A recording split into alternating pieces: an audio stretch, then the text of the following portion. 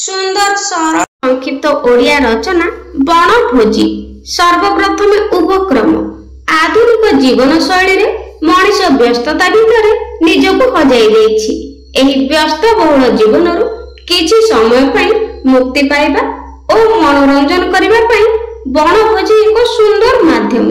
बनभोजी शब्दर ही जଣା पडुछि जे एहा बाहर प्रकृतिर कोल रे आयोजित हेउथिबा एक भोजी।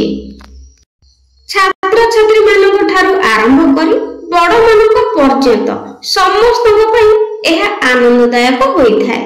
बनभोजी उपयुक्त समय साधारणतः बनभोजी शीत ऋतु और बसंत ऋतु हेउची उपयुक्त समय।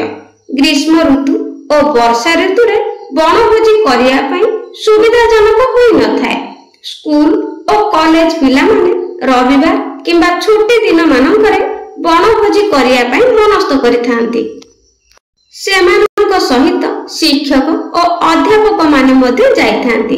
बनभोजी पई उपयुक्त स्थान और प्रस्तुति। बनभोजी पई साधारणतः प्राकृतिक सौंदर्य रे भरपूर स्थान जेपरि कि पार्क, झरणा कूल, पहाड़ निकट किंबा कौनसी पुरातन कीर्तिराजी निकटस्थ स्थान बछा जाए। बनभोजीर सफलता पई पूर्व प्रस्तुति नित्यांत जरूरी। बनभोजी प्रस्तुति। बनभोजी स्थानर दूरता को नहीं चांदा आदाय करा जाय थाए। गाड़ी भड़ा अग्रिम टंका दिया जाए। आवश्यक खाद्य सामग्री सहित रोषेई उपकरण एवं पानी सांगरे निया जाए।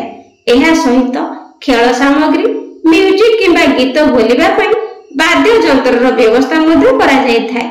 बनभोजीर स्मृति को मने रखिबा पई फोटो एवं वीडियो मध्ये दरकार। सेथि पई कैमरामैन मध्ये संगरे जीवा पई प्रस्तुत होई थाए। बनभोजीर आनंद उपभोग। बनभोजी उद्देश्य रे जायथिबा शिक्षक तथा छात्र छात्री माने मन आनंद रे एहाको उपभोग करिथांती। केही खेलकूद रे व्यस्त थिबा बेले केही रोषेई रे सहाय्य करी आनंद पांती। सांग होई समस्त फोटो उठेई एवं वीडियो करी आनंदित होइथांती। एहा परे समस्त एकाठी बसी खाइथांती। खाइबा समय रे मध्ये नाना प्रकार हस कौतुक चली थाए। शेष कथा, बनभोजी हेउछि जीवन रे एक गुरुत्वपूर्ण अंग। एहा केवल खाइबा और बुलिबार माध्यम नुहे, बरं एहा द्वारा कर्ममय व्यस्त बहुल जीवनर परिवर्तन आसी थाए एवं आगु बढ़िबार नूतन ऊर्जा मिली थाए।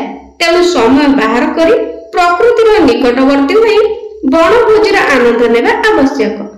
पिलामाने बनभोजी रचनाटी पसंद आसले लाइक करिबे और कमेंट रे निश्चित जणाइबे। Thank you.